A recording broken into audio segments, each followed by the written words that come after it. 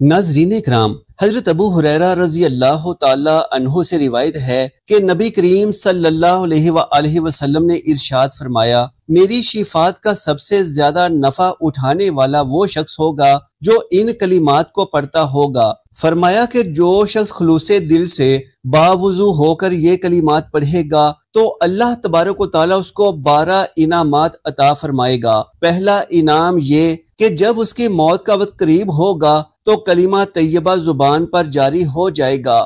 دوسرا انعام یہ ہوگا کہ اس کی جان نکلنے کی سختی اس پر آسان ہوگی۔ تیسرا انعام یہ ملے گا کہ اس پر قبر منور ہوگی۔ چوتھا انعام یہ ہوگا کہ اس کی قبر کے اندر منکر نکیر خوش شکل بن کر سامنے آئیں گے۔ پانچواں انعام یہ میسر ہوگا کہ قیامت کے دن شہداء کے ساتھ اٹھایا جائے گا اور اس کا درجہ بھی شہداء کا ہوگا۔ چھٹا انعام یہ ہوگا کہ میزان عمل میں انہی کلمات کی برکت سے اس کی نیکیوں کا پلڑا بھاری ہوگا۔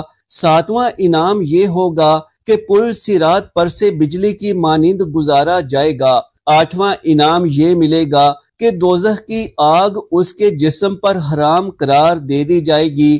نوواں انعام یہ ہوگا کہ شراب طہور یعنی پاکیزہ شراب سے نوازا جائے گا۔ 10واں انعام یہ ہوگا کہ جنت میں 70 حوریں اس کی خدمت کے واسطے مامور ہوں گی۔ 11واں انعام یہ ہوگا کہ میری شفاعت اس کو نصیب ہوگی۔ اور 12واں اور سب سے بڑا انعام یہ ہوگا کہ وہ ان خوش نصیبوں میں سے ہوگا کہ جن کو اللہ تبارک و تعالیٰ کا دیدار نصیب ہوگا۔ سبحان اللہ۔ آپ صلی اللہ علیہ وآلہ وسلم نے فرمایا کہ یہ 12 انعامات انہی کلمات کی وجہ سے نصیب ہوں گے۔ وہ کلمات یہ ہیں: بسم اللہ الرحمن الرحیم۔ ناظرین اکرام، ایک دفعہ کا واقعہ ہے کہ بی بی فاطمہ رضی اللہ تعالی عنہا گھر کے تمام کام کرنے کے بعد چکی پیس رہی تھی اور رو رہی تھی۔ حضرت علی رضی اللہ تعالی عنہ گھر میں تشریف لائے اور دیکھتے ہیں کہ گھر کے سارے کام ہو چکے ہیں اور حضرت فاطمہ رضی اللہ تعالی عنہا چکی پیس رہی ہیں اور ساتھ میں رو رہی ہیں۔ حضرت علی رضی اللہ تعالی عنہ بی بی فاطمہ رضی اللہ تعالی عنہا سے پوچھنے لگے، اے فاطمہ تو کیوں رو رہی ہے اور یہ پانی کس لیے؟ یہ گرم ہو رہا ہے اور اتنا سارا آٹا ایک ساتھ کیوں پیس رہی ہو؟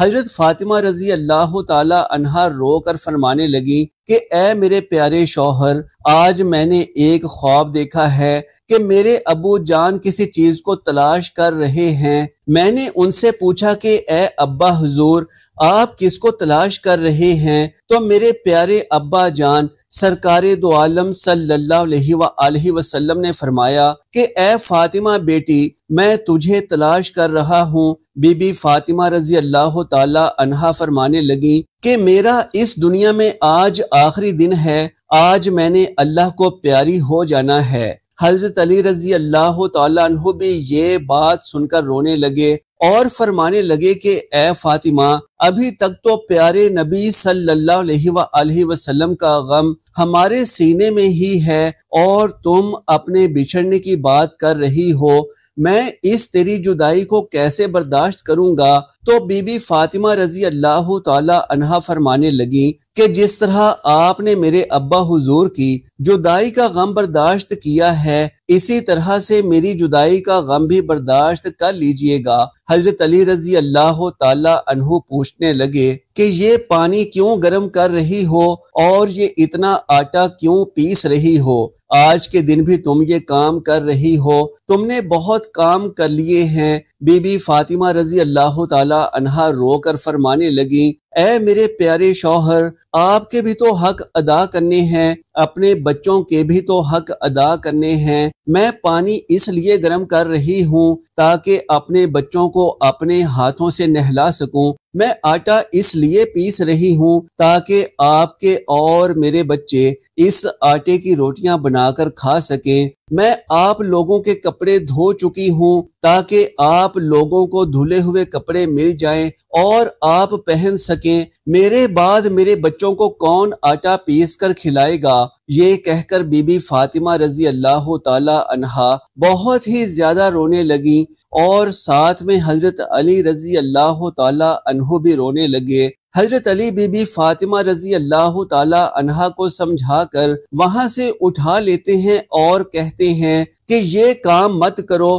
اسی وقت بی بی فاطمہ رضی اللہ تعالی عنہا کی طبیعت بہت زیادہ خراب ہونے لگتی ہے، انہیں تیز بخار ہونا شروع ہو جاتا ہے۔ حضرت علی رضی اللہ تعالی عنہ رو رہے ہیں، بی بی فاطمہ رضی اللہ تعالی عنہا رو رہی ہیں۔ اتنے میں گھر میں امام حسن رضی اللہ تعالی عنہ اور امام حسین رضی اللہ تعالی عنہ تشریف لے آتے ہیں۔ وہ دونوں اپنی ماں اور باپ کو روتے ہوئے دیکھتے ہیں تو دونوں اپنی ماں کے سینے سے لگ جاتے ہیں۔ ذرا سوچئے کہ وہ کیسا منظر ہوگا کہ جس ماں کو پتہ چل جائے کہ آج اس نے دنیا سے رخصت ہو جانا ہے اور میرے بچوں کا کیا بنے گا، میرے بچوں کو کون کھانا کھلائے گا۔ حضرت علی رضی اللہ تعالی عنہ بہت ہی زیادہ رونے لگے اور بی بی فاطمہ رضی اللہ تعالی عنہا بھی بہت رونے لگیں، اور اپنے باپ اور ماں کو روتے دیکھ کر امام حسن رضی اللہ تعالی عنہ اور امام حسین رضی اللہ تعالی عنہ بھی رونے لگے اور پوچھنے لگے کہ اے بابا جان، آپ کیوں رو رہے ہیں؟ حضرت علی رضی اللہ تعالی عنہ خاموش رہے۔ پھر حضرت بی بی فاطمہ رضی اللہ تعالی عنہا سے پوچھنے لگے کہ اے امی جان، آپ کیوں رو رہی ہیں؟ تو بی بی فاطمہ رضی اللہ تعالی عنہا نے فرمایا کہ تم دونوں اپنے نانا جان کی قبر پر چلے جاؤ۔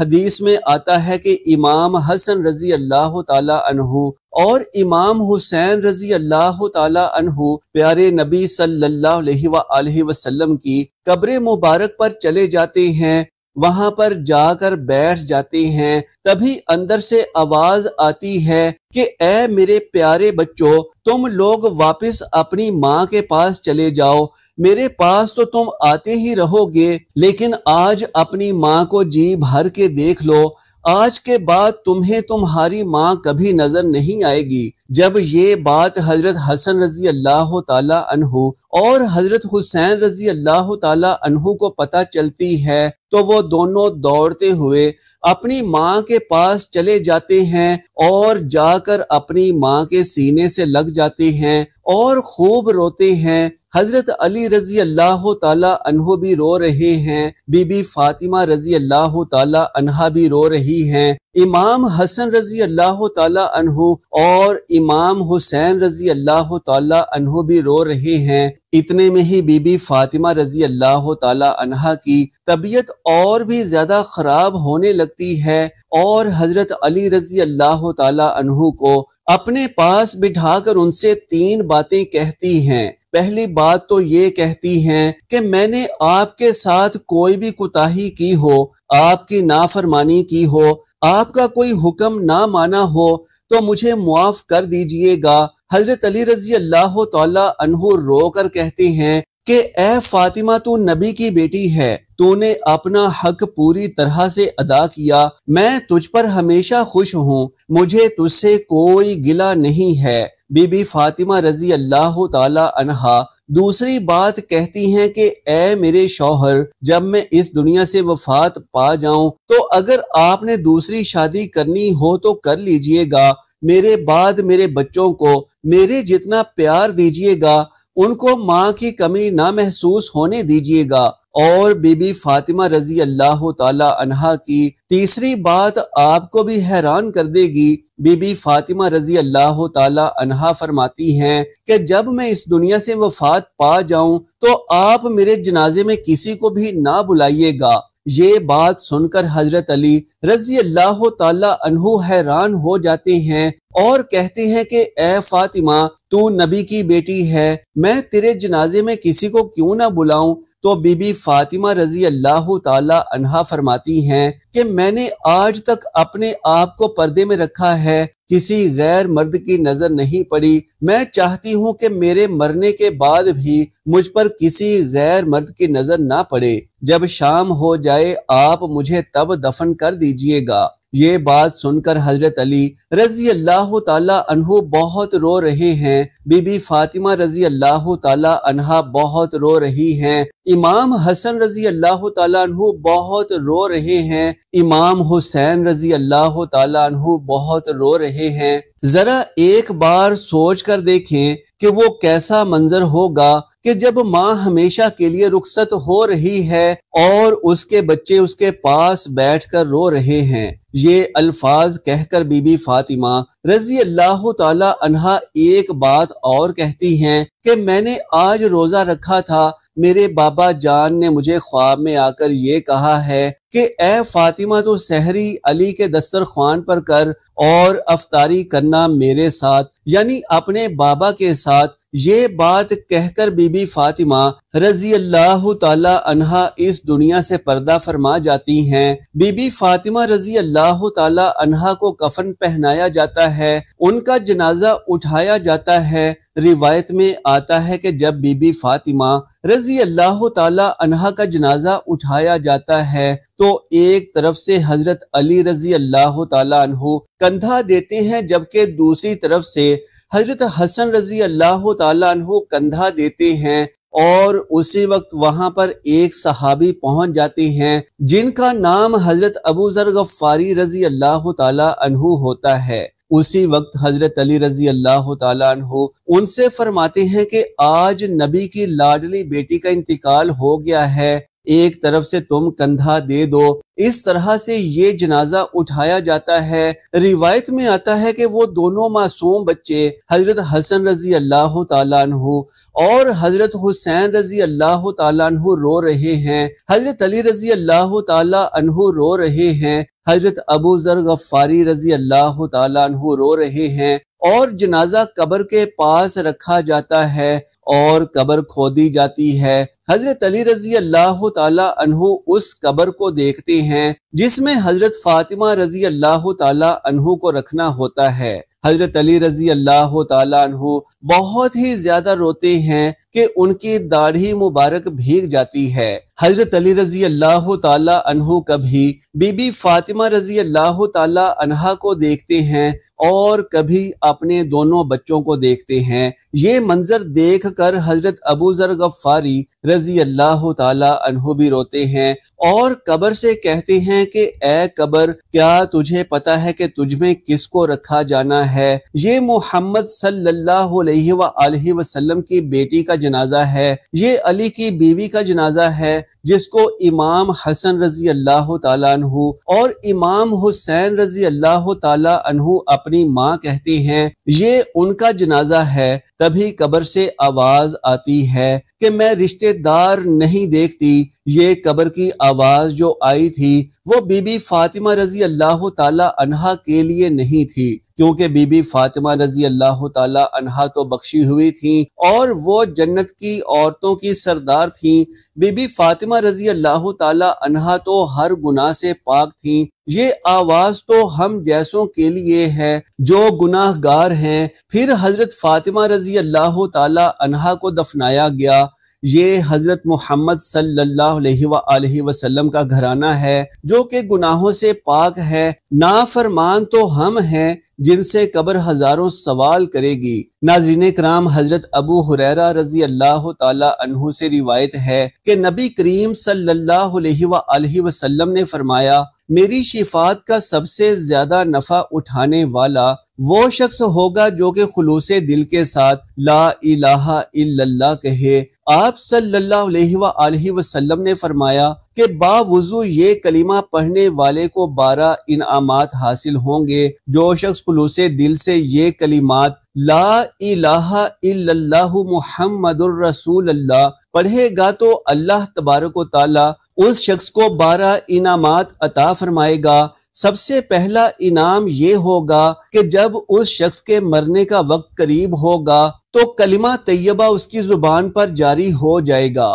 یعنی اسلام کی حالت میں انتقال کرے گا۔ ناظرین، ایک نہایت ہی ضروری مسئلہ بھی یہاں سماعت فرما لیجئے کہ یقیناً یہ بات تو ہم سب کو معلوم ہی ہے کہ جس شخص کی زبان پر مرتے وقت کلمہ طیبہ جاری ہو جائے تو وہ پکا جنتی ہے۔ لیکن سوال یہ ہے کہ وہ کون لوگ ہوتے ہیں کہ جن کی زبان پر مرتے دم کلمہ جاری ہو جاتا ہے؟ یقیناً موت کا وقت انسان کے لیے انتہائی خوفناک وقت ہوتا ہے جب اس کا دماغ معاف ہو چکا ہوتا ہے، دل کی دھڑکن رک رہی ہوتی ہے، انسان کے اعضاء اور اس کے اعصاب اس کے اختیار میں نہیں ہوتے، بس ایک سانس چل رہی ہوتی ہے جو اپنے مقررہ وقت کا انتظار کر رہی ہوتی ہے۔ ایسی حالت میں وہ کون سے لوگ ہوتے ہیں کہ جن کی زبان پر کلمہ جاری ہو جاتا ہے؟ ناظرین کرام، بزرگان دین فرماتے ہیں